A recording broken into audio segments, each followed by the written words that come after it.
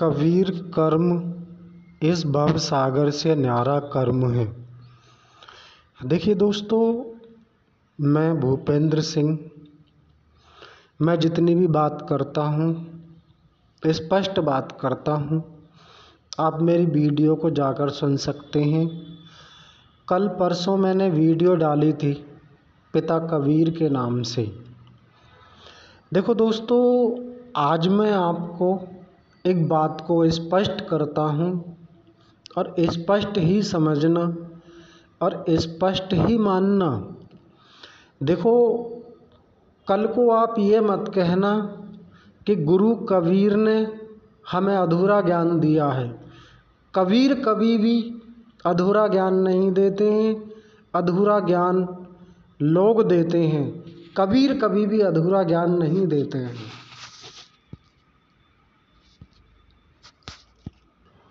जो स्वयं को कबीर बताते हैं वह मूर्ख हैं, वह मूर्ख हैं। और जो कहते हैं कि कबीर ने हमें ज्ञान दिया है वे भी सबसे बड़े मूर्ख हैं। और जो कहते हैं कबीर ने मुझे ये पंथ बताया है और कबीर के नाम से मैं लोगों को भव सागर से पार उतार दूंगा, वो भी मूर्ख बनाते हैं। और जो भी ये कहते हैं कबीर नाम और कबीर नाम का प्रचार करते हैं वह सबसे बड़े मूर्ख हैं। क्यों? देखिए दोस्तों, कबीर को लोग नहीं समझ पाते हैं और कबीर का कर्म नहीं समझ पाते हैं। क्यों? क्योंकि कबीर मरता है इस भव सागर के लिए और भव सागर मरता है ढोंग पाखंड के लिए। और कबीर रोता है इस संसार को बचाने के लिए और संसार रोता है खुद को बचाने के लिए।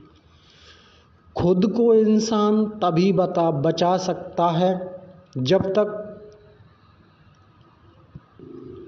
तक शब्द पर नहीं करेगा विचार। शब्द और शब्द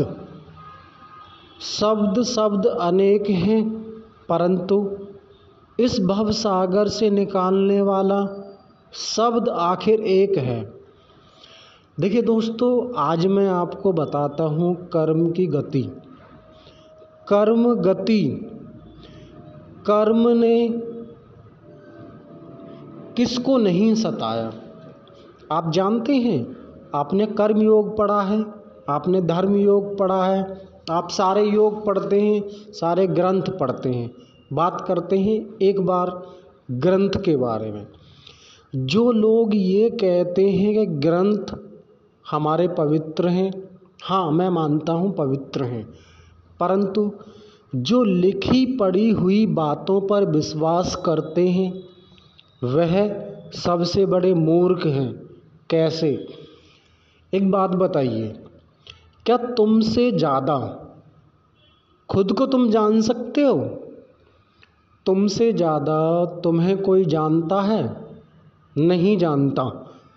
2-3 दिन पहले मैंने आपको वीडियो डाली थी कि दोस्तों कर्म कैसे अपना कार्य करता है और कर्म हमारा कैसे पीछा नहीं छोड़ता है। हमने कल परसों बताया था कि कर्म जो हमारे संचित कर्म क्या होते हैं?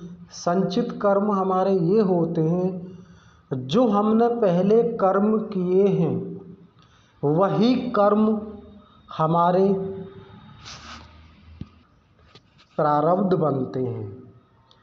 और प्रारब्ध कर्मों से हम अपनी कीर्ति बनाते हैं, अर्थात हम अपने जीवन को संवारते हैं और अपने ही कर्म के बंधन में हम फंस जाते हैं। अच्छा, आप कहेंगे कि कर्म इस कर्म से बचने का उपाय क्या है? सभी ढूंढते हैं इस बात का उपाय। हाँ, आज मैं कहता हूँ, एक मालिक है, वो सबसे न्यारा है, वह सबसे न्यारा राम है। उस मालिक की शरण में जाने के बाद जीव मुक्त हो जाता है।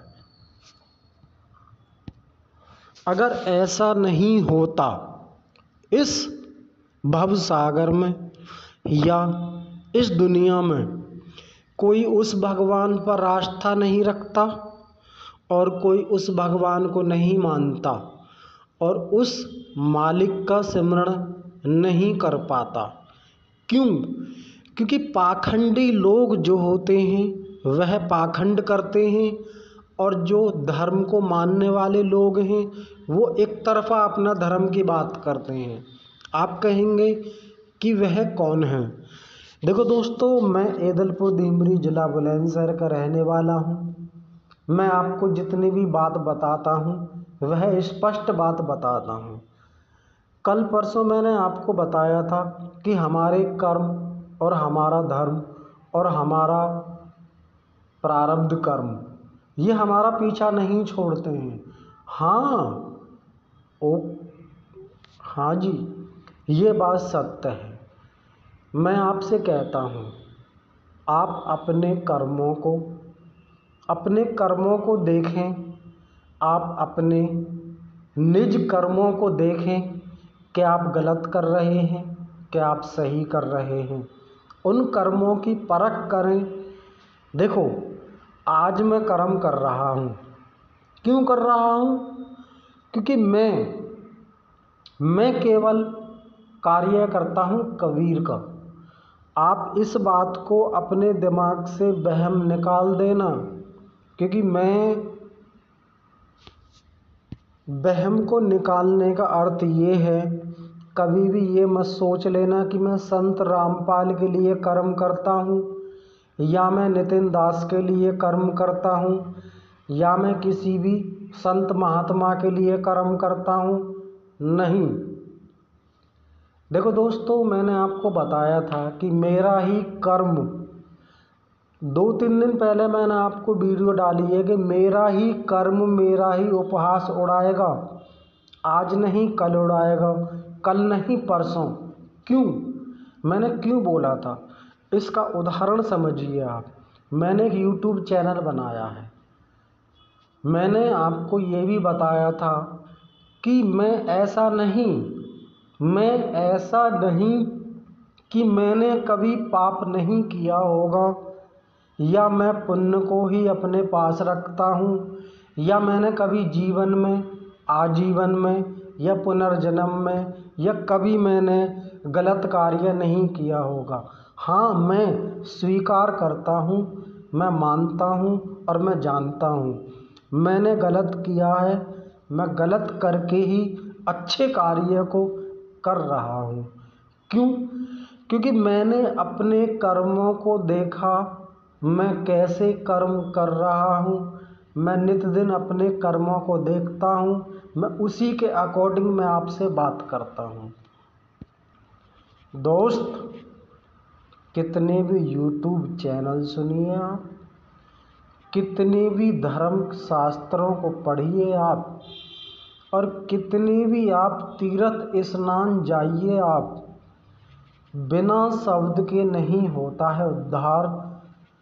कबीर कहते हैं, आप कहेंगे कबीर का नाम, उस महापुरुष का नाम, उस कबीर हरि का नाम आप ऐसे ही सीधे क्यों ले लेते हैं? देखिए दोस्तों, सब कुछ आज मैं आपसे कहूँ कि कबीर ही करता धरता है और कबीर ही इस दुनिया का मूल मालिक है, परंतु आप इस बात को नहीं समझ पाएंगे।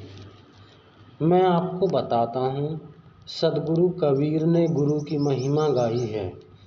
हाँ, एक बात है, कहने का मतलब ये है भक्तों, मैंने लगाकर देखा है ध्यान, वहाँ नहीं है कोई भी, वहाँ है केवल समृत श्वास के अंदर बोले जो बाणी, वही अमृत बूंद कहकर है मानी।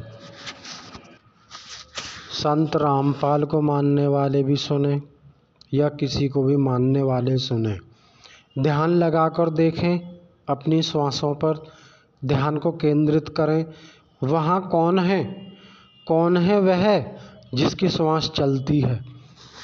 दोस्तों, उसी मालिक का नाम, उसी परम पुरुष का नाम को प्रकाशित किया गया है।